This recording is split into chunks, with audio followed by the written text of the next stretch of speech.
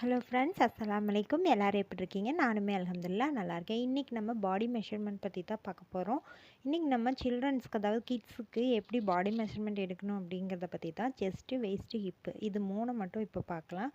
Next வீடியோவில் next சொல்லித்தரேன். இப்போ நம்ம செஸ்ட்டுன்னு பார்த்திங்கன்னா, ஆம்ஹோலுக்கு கீழே 2 கைக்கும் கீழே டேப்பு வச்சு ரவுண்டாக எடுக்கிற அளவு தான் செஸ்ட் அளவு. இதை செஸ்ட்டுன்னு சொல்லுவோம். குழந்தைங்களுக்கு பார்த்திங்கன்னா பஸ்ட் இருக்காது. செஸ்ட்டு மட்டும்தான் நம்ம எடுக்கணும். அடுத்ததாக வெயிஸ்ட் ரவுண்டு பார்த்திங்கன்னா செஸ்ட்டுக்கு கீழே ஒரு 3 இன்ச்சஸ் கேப்பில் எடுத்திங்கன்னா அதுவே குழந்தைங்களுக்கு வெயிஸ்ட் ரவுண்டாக வரும். ஓகேங்களா?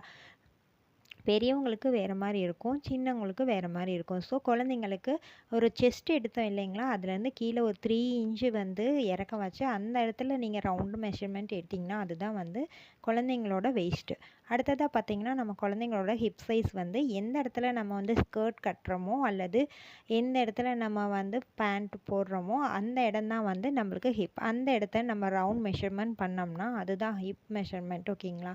இந்த 3 மெஷர்மெண்ட்டையும் தெரிஞ்சு வச்சுக்கோங்க. மீதி இருக்க மெஷர்மெண்ட்டை ஒன் பை ஒன்னாக நான் ஷார்ட் வீடியோஸாக போடுறேன். ஏன்னா ரொம்ப லென்த்தாக வீடியோ போயிடுறங்காட்டி நம்மளுக்கு ரொம்பவே டைம் ஆகுது. ஸோ அதனால தான் நான் இந்த மாதிரி 3 ஸ்டெப்ஸாக சொல்லித்தரேன். ஸோ இது உங்களுக்கு யூஸ்ஃபுல்லாக இருக்கும்னு நினைக்கிறேன்.